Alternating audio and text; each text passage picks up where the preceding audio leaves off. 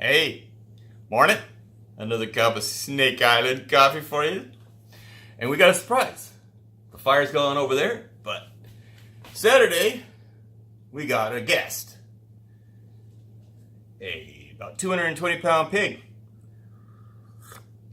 that I was told was going to be butchered, or actually slaughtered, so we went over to the friends to deal with the slaughtering and the gutting, but which is a little bit too graphic even for me. And I'll tell you why. I'll tell you about ballistics and things you shouldn't do. But hey,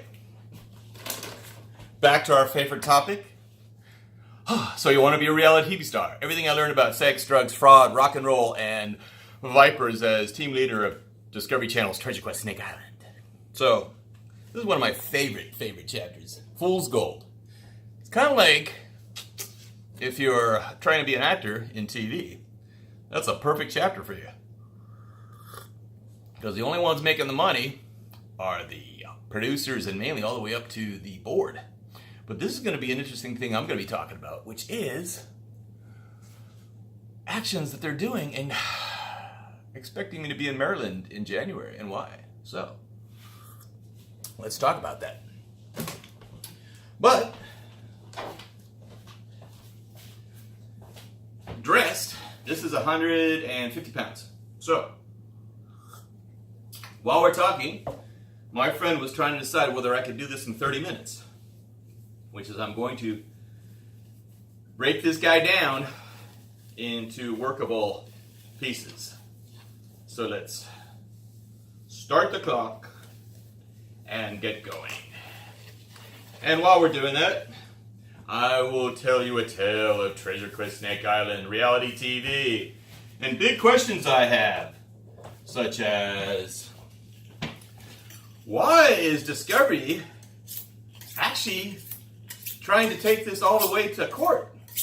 Because remember what I said, that Discovery has been succeeding because of all the secrets they've been keeping about their programming and production, especially since they brought it over onto Hollywood. So what we're doing here is I'm going to take off the feet, because I like to make a Korean dish called chokpal. Chokpal is basically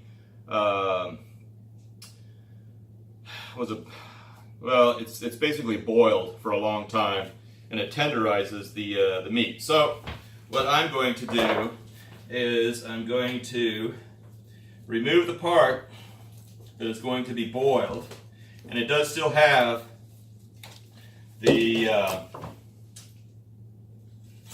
hair on, but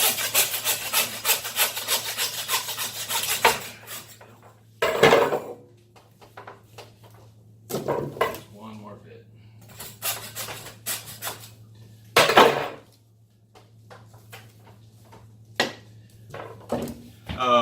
It'll be actually scalded and scraped, and it'll just come out like chicken feathers, okay? But this is one of my favorite chokpal, my Korean friends. Jowayo, iko. Okay, so back here, it's gonna be a little bit different. And what I'm trying to do, I'll leave that in there actually. I'm going to saw this off too, because these are going to be prosciutto.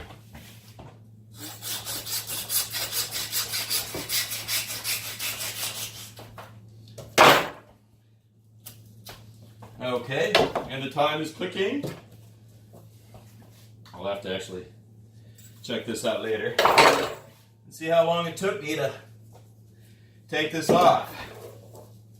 So, and the reason we didn't scald and scrape the pig, because it was too freaking cold out there.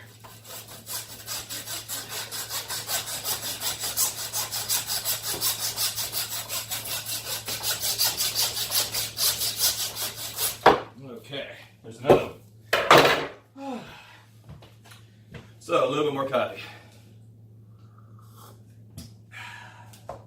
Now, the question is, do I start up here or do I start back here? Personally, I think I'll start with the hams because I think they'll be a little bit easier to deal with. because later I want to get in there and separate it out because I want to get pork chops. Got bacon right here, and actually that's what I'm going to do right next. Go to the rib, take this right here, and right along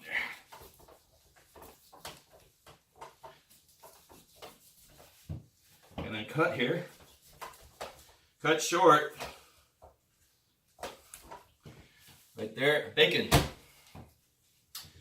Then, well, by the way, I forgot to tell you, when I was the outdoor writer in the San Francisco Bay Area, I used to actually teach a whole course on doing this because the slow food movement had just begun. So I was teaching this in the Bay Area to people who are trying to learn skills that their parents, or more likely their grandparents, had known how to do. And remember, cut short. Don't take it all the way. There we go. That's the bacon I want. Okay. We've got that. We'll take that later. But right now, I want to take it and basically take it around through here. See this line? It's going to come around. You just follow in here. So follow this line over because you want this back part up here. I like to keep that.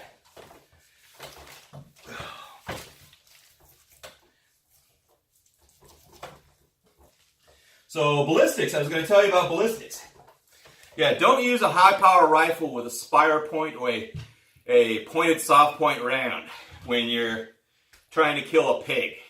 Use a .22 rifle, or better yet, a .22 Winchester mag. And the key is, you're not aiming and shooting, you're taking the barrel, you're throwing some corn down there to attract him, and then you put it almost right up to his head, maybe about 1 inch, 2 inches away, and you squeeze the trigger. That thing will just collapse. But the key is, do not use the pointed bullet. Because my friend was using a .308, basically out of an M1A Springfield, you know, the civilian version of the M14. And the reason you don't see the head is because the tongue came flying out. That's why I said there's no video of that. The tongue came flying out, basically blew off the jaw, but because of the shape of the bullet and the close range, it didn't have time for that bullet to expand, so all the energy was expanded right here, right when it hit the roof of the mouth, okay? So that's the reason you use a .22 or a .22 Winchester mag and you shoot it up close, and all that energy will just go into the brain and it totally lights out, okay? So don't do what was done on Saturday.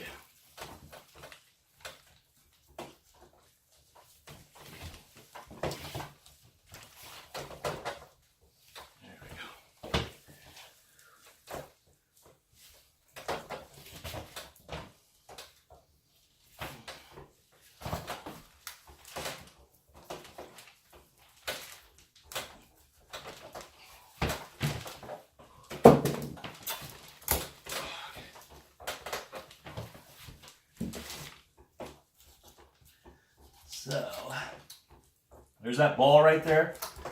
So I like to use this. It's basically a fillet knife, but it's got a nice point on it. I want to get in there, pop that tissue in there. So, fool's gold in my book. So you want to be a reality TV star. Well, you know, it's really interesting that Discovery, that has succeeded for so long by keeping themselves out of the press with regards to their fraudulent programming, has actually wanted to deal with me. There's one leg. Okay. This is one beautiful prosciutto, eh? Si, che bella. Oh. One is that that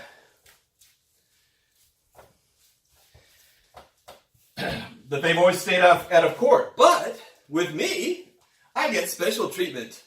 They want to see me in court. Well, there's the issue of being in court and public record. That's the reason that they've not wanted to be in court before.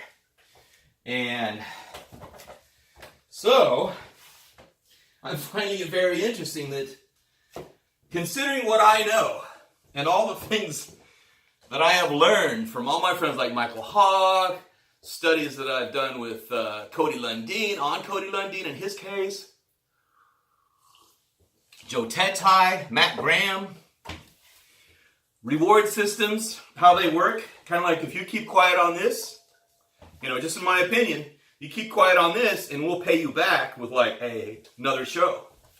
Which is interesting because Matt Graham, yeah, same name as me, he was in Bolivia when Joe Tetai was killing those dogs. So, yeah, let's do this side too. We'll just do the whole side.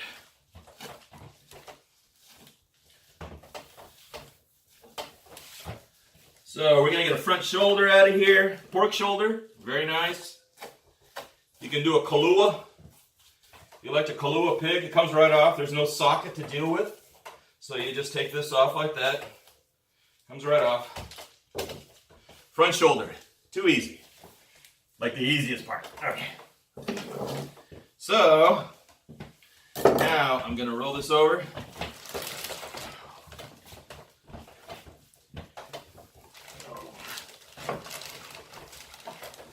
Because I always like to follow the lines. Okay, follow the line over there. And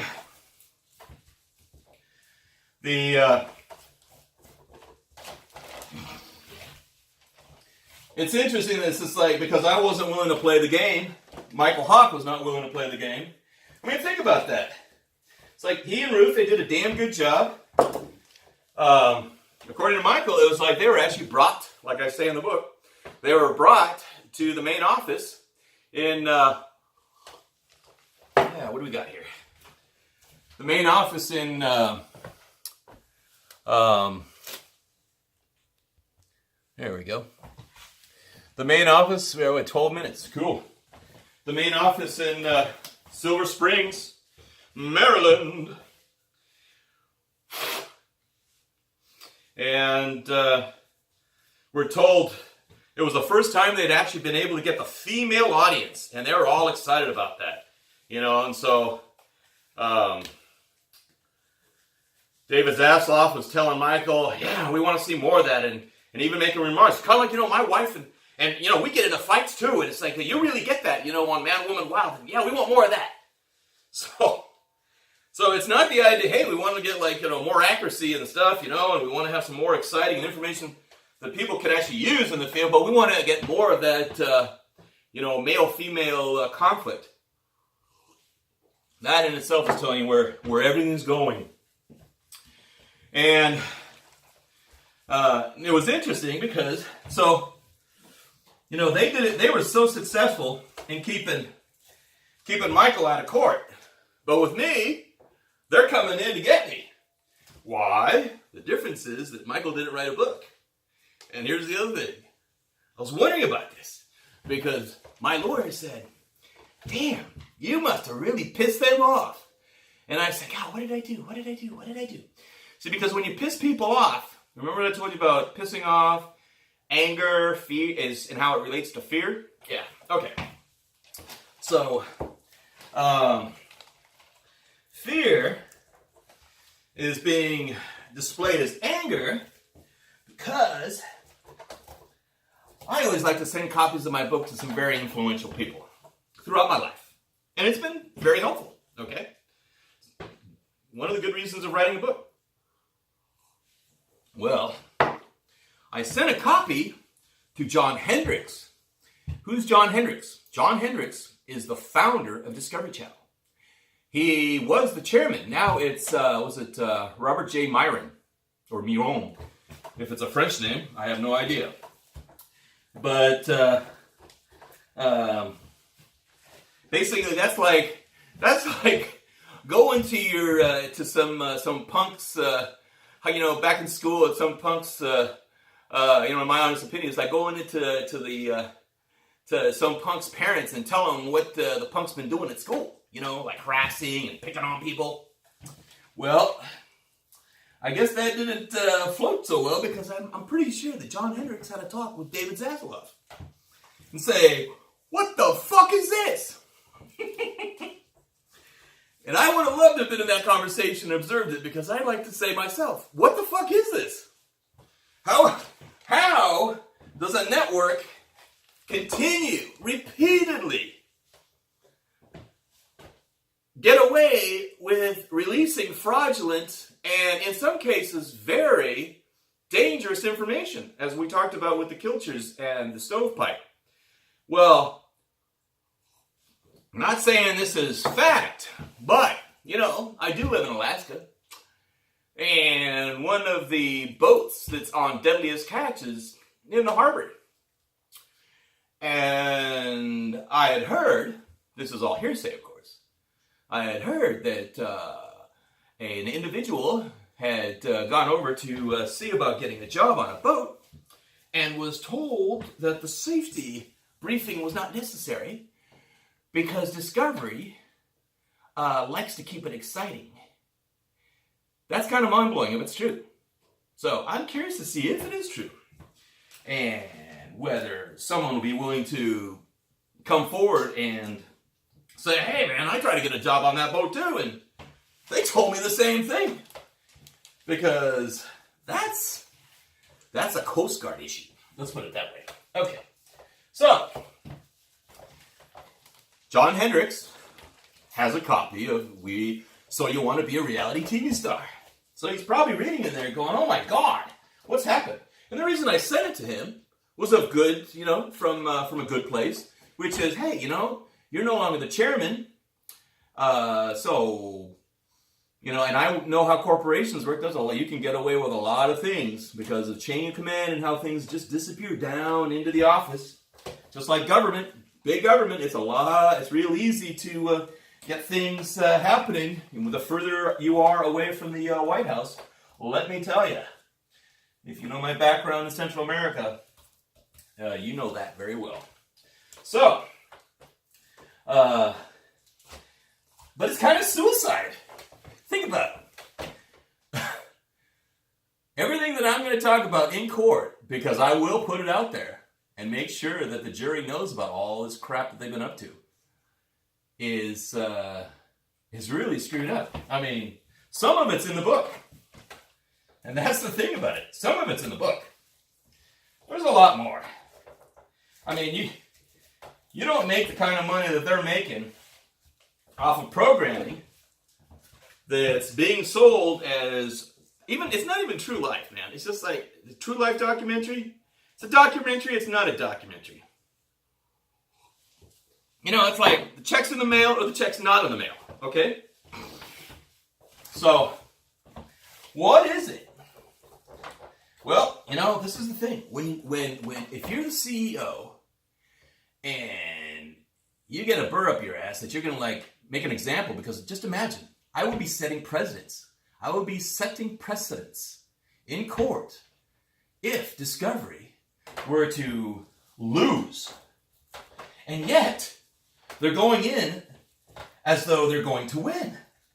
Like they're not at fault. Or more accurately, is they think that all their little games of plausible deniability of saying, oh, well, that's not us. You know, that's the fuel production company.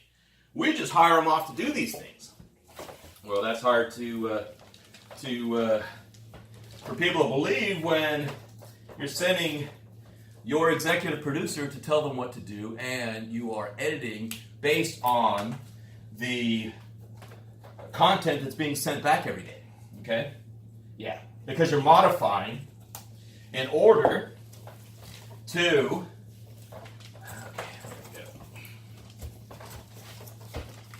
Voila. Number 2. Prosciutto, eh? Okay, 2 prosciuttos. We got 2 bacons. We got a front shoulder for, well, you could use it as a Boston butt, but just a front shoulder. And, which actually is really good if you like to do chashu, Chinese chashu. That front shoulder is really good. There's a lot of fat in there. You know, they say use a tenderloin. Use a tenderloin, there's not enough fat on the thing, and it doesn't taste, I don't think it tastes that good, okay? And Chinese wouldn't, because, you know, Chinese love that chewy aspect to fat when it's in that form, which is how I was raised, you know, back in Singapore and Vietnam. So, I'm just blown away, you know, that they're actually willing to put everything at risk by having me in court. And the only reason they're doing it is because I reached deep into the truth and I brought it back to them. So, when people are confronted with the truth, and the truth is not pretty, they often act irrationally. And that is what is happening, in my honest opinion. Okay. 2. Okay. So this is already split up the front. Now what I'm going to do is try to spread this out a little bit more.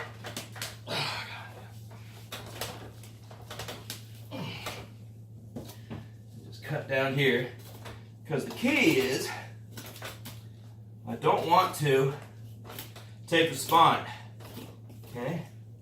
All I'm doing is taking the meat from the chop. Okay? There you go. There we go.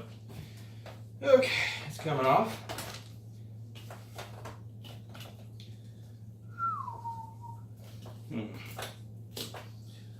So, it's going to be very interesting this coming year. Ooh. Okay. So,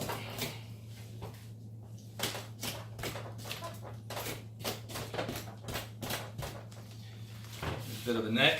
I'm going to take that, get that out of the way. Okay, so now you see, it's beautiful, beautiful, beautiful, beautiful. Now, changing this blade, I am now going to, did I bury it under meat? 1, 2, huh. I had 4 knives here.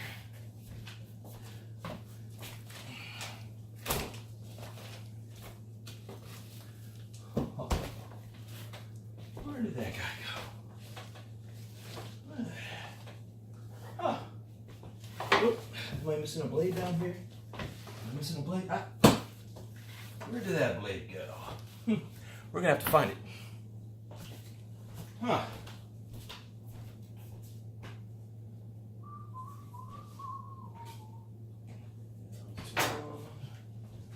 Huh. Did it just disappear on me? That's kind of weird. Am I just not seeing it? That's what happens. You get all excited, get thinking about things, and then you lose things. Well, I guess I'm stuck using this blade. So I'm going to use this to do the fillet up the back. There it is. I knew I had it. This knife. So, this is the one I like to break bone, do a slice, but this is the actual doing the back strap, which will be the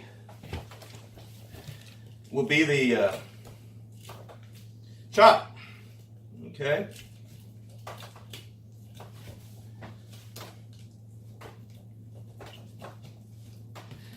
So basically, once we really start doing the omnivore satisfaction, you know, actually in the kitchen too, because remember, it's not just hunting and fishing. I mean, it's the whole idea about hunting, fishing, and then, you know, bringing everything back and getting the most out of it. Okay. Yeah, there we go.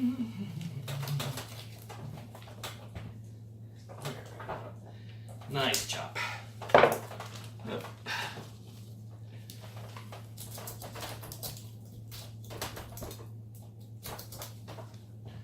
And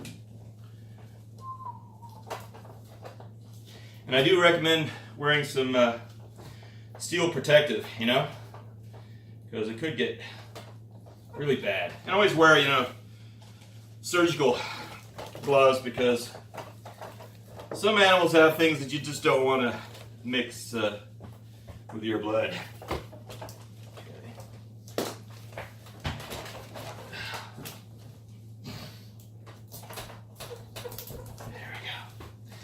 And this thing is, well, it's 150 pounds dress, 220 live weight, 230 live weight. It's still under a year old, so the mass will be there, but the there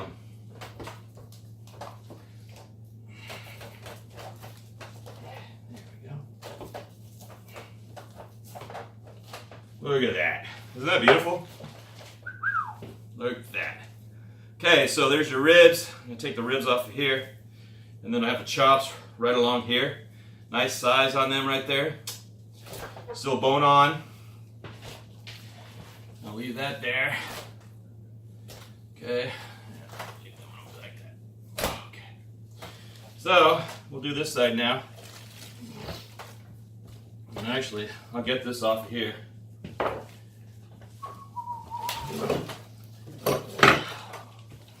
And if you're wondering about my surgical table, basically it's just a kitchen table with an industrial, for those of you wanting to do this at home, just an industrial garbage bag across here. So, going back here, now remember, your chops are your loins, so it's like, I'm going to take it off right here, because that's where the rib comes up into here. Okay? Just like that. Then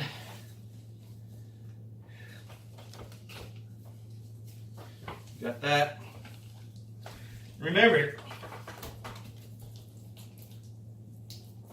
just follow the bones. Bones in your musculature will tell you where to cut. Follow the lines. And I will, man, look at that. That's a beautiful loin.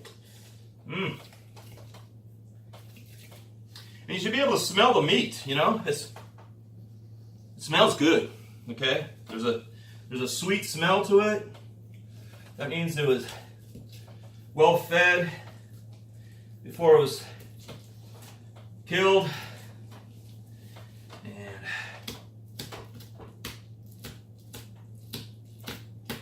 really watch the control of your blade so you don't cut your fingers off. And let me tell you, you can tell a butcher by how many scars he's got on he or she's got on their fingers and thumbs. You just work your way. I mean, it's basically just like filleting a fish, you know? So, back to discovery. So we're going to be doing our little powwow in Maryland. In the deposition. Okay. And there's going to be some interesting things. I mean, if you look at all the things that have been committed, what? How far going back? I mean, here are interviews with Les Stroud, Michael Hawk, reading about all these other people and what they've been up to. Will Hayden, oh my God. You know, Wyatt. It's like I say in the book, wolves pack together. It's kind of like my version of birds of a feather flock together. Yeah. So, like I said, there's good wolves and there's bad wolves. Which some of my buddies up here might not agree with, but hey, I do.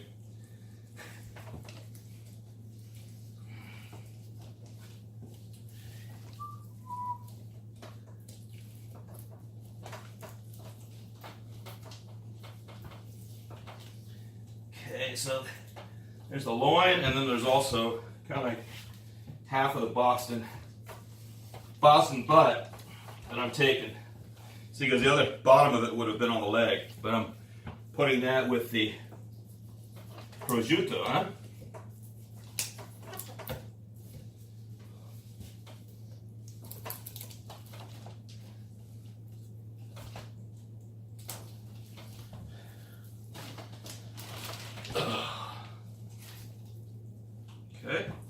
So look at that. Look at that meat right there. Isn't that beautiful? Oh, I'll bring it up to you.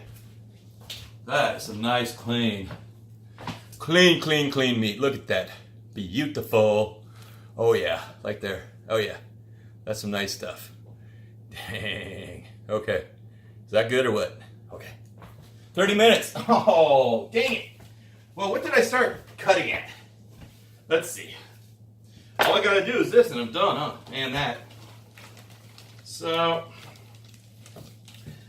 let's get this one going.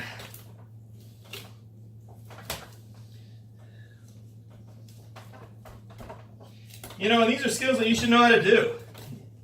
People say, well, I'll never live in the country. And I say, you know what? You say that now. Do you know that I'm actually a city boy? I was born in the West Indies. I was raised in the Paris of Southeast Asia, which was Saigon. I was raised in one of the wealthiest cities of Asia, which is Singapore. And I was always dreaming about coming to Alaska. So getting over here.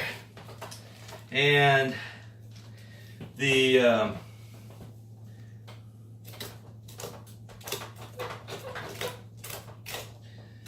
when I got to the country and I realized what I was missing, how could I not dream of coming back here? And I dreamed about coming back here for years, even though I went back to the city, followed the old, oh, well, you know, if you're going to be a writer, you gotta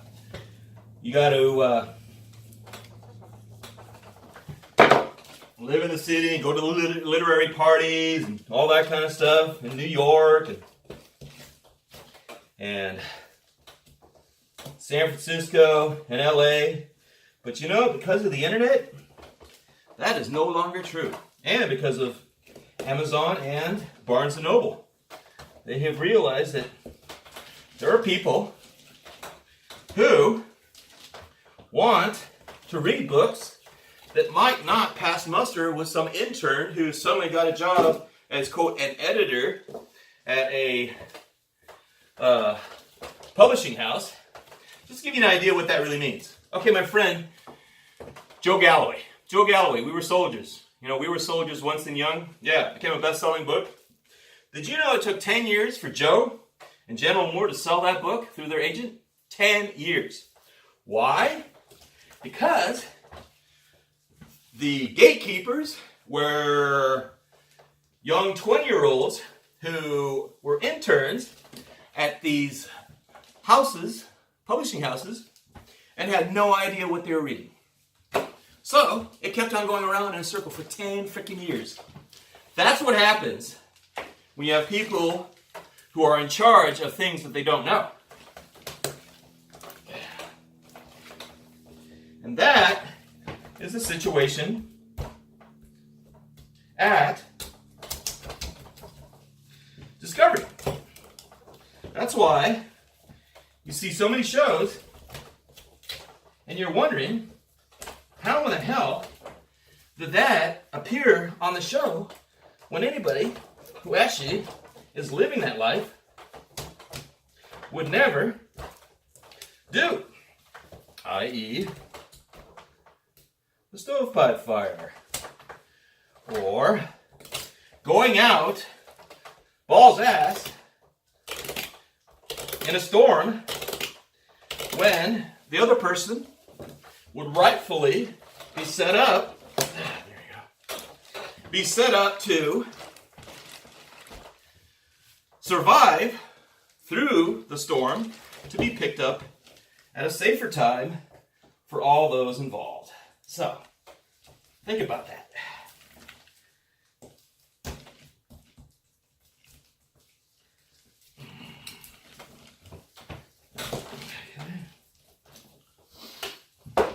Got that one going, but I gotta get through here. Okay.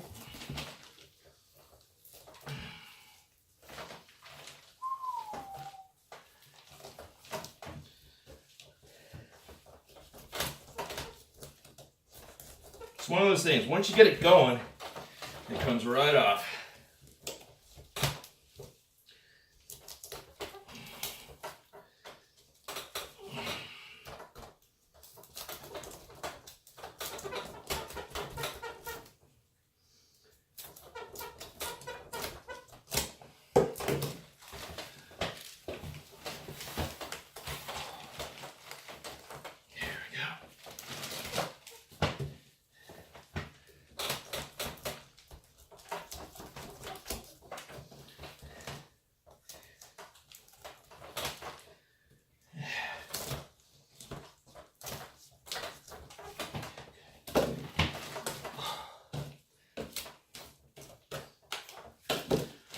Boy, this is going to be so good when it's done. So, tomorrow, we'll have a pork chop and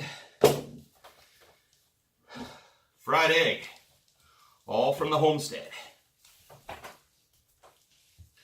And then, I'll give you my favorite recipe for pork chop.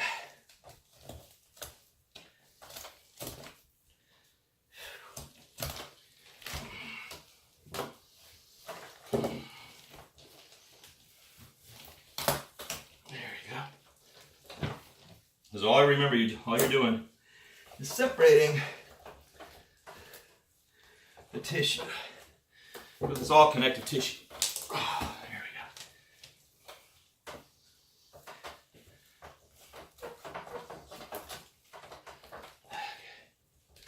Put that in there. Yeah, there we go. Yeah, that one right there. There we go. Pop it.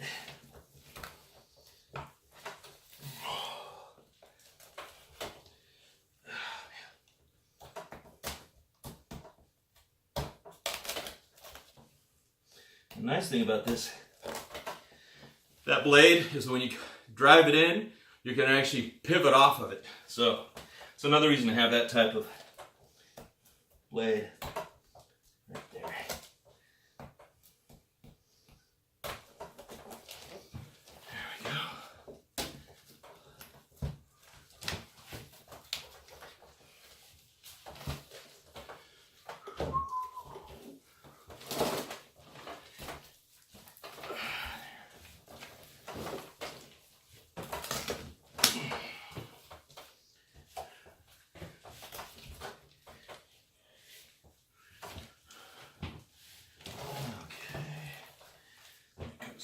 There.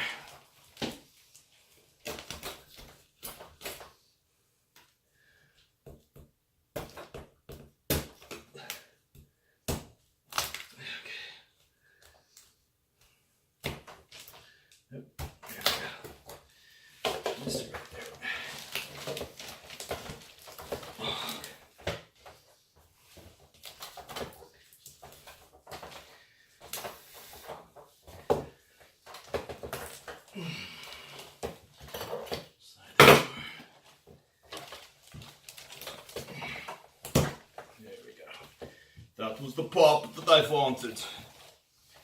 Okay. And that's actually neck meat right there, so cut that away. Then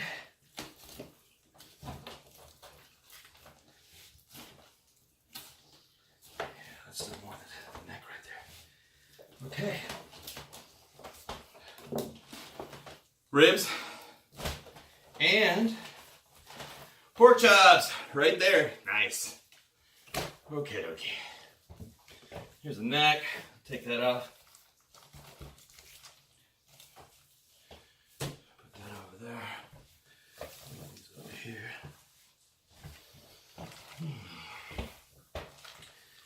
Then take this off here.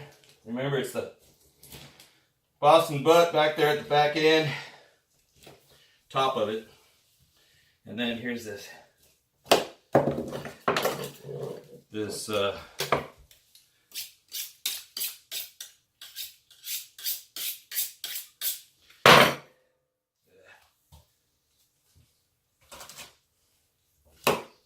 we go, nice and sharp. A nice loin back here to work with.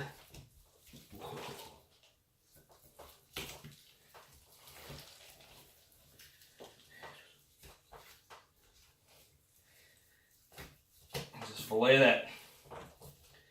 that loin right off the back. Okay. So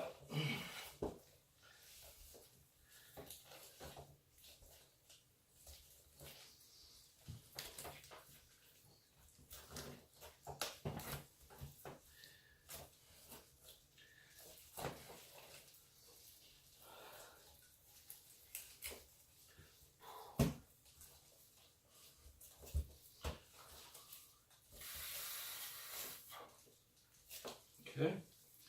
Voila. So you got your loin up here. This is your loin. Coming to here. Right there it gets thin again. Here would be the top of your Boston butt. What I'll do, because you see all that fat in there, I'm going to make some Chinese chashu pork. You do it with that, man, that is the best cut to do it with. Because you got all the nice fat in there that provides the flavor. It's not going to be all dry. And then all the red coloring, the spices that you put in there, the 5 spice. It's going to be good stuff. So, got that. I'll finish off the ribs later, off the loin. I mean, off the pork chop. Oh, there's that. Got the other part of the neck. So that's going to be neck meat. That's good stew meat. Or, like I said, my mother's from Ecuador. There's something that they call fritada. And all you do is you take salt and a bunch of chunks of garlic, and you take something like the neck meat. Take the neck meat and you cut it into about 1 inch, 2 inch squares, and then you just put it in a cauldron with a little bit of water, and you just keep on frying, boiling in its fat, and you get these chunks of basically deep fried pork, and it's incredible. So, fritada, if you want to make fritada, huh? Okay. And here's some more of it, cutting off by the larynx. And man, oh, that 308 round, God almighty. All that right there, that's bloodshot. There's no reason for that. Take a 22 Winchester mag, a rifle, throw some corn out, feed the pig, pop him in the head. It's lights out. He's not running around the farm trying to find out why he's not got no jaw. So, yeah. Oh man, look at that. See that? That's all in the neck. All bloodshot. What a waste. It's all about ballistics. Man, see, even in there, golly. I'll have to deal with that later. Anyway, yeah, larynx. And do not waste the bone. This is all good for making broth. Some Vietnamese pho. This is perfect for making Vietnamese pho. Just keep on boiling this for hours. Put your spices in. Go grab your rice noodles. Good stuff. So, tomorrow we'll talk further about discovery, but I just had to get my pig done. And now I'll just finish off the fine cuts and wrap them in cellophane and then vacuum seal them. And that's another secret. If you want your meat to last a long time, don't just put them into a vacuum sealer. Wrap them first. Get all the air squeezed out of there in saran wrap. Then, once it's all nice and tight in there, then stick it into the vacuum sealer and do it that way. And I still got caribou that's still viable, and it's been, 3 years since I shot that caribou? I shot 3 caribou like in 5 minutes. Well, I've been eating ever since and haven't gone caribou hunting since. So I'm getting out of it. So next year I'll probably have to go out caribou hunting again. So tomorrow we'll be talking more about discovery. I'll have time to just settle down, relax. We'll have a nice fried egg, homestead fried egg, and a nice pork chop, and I'll show you my favorite recipe for that. So, until mañana. Go over to corkgram.com/news. Again, www.corkgram.com/news. Check me out over there. See what's the latest.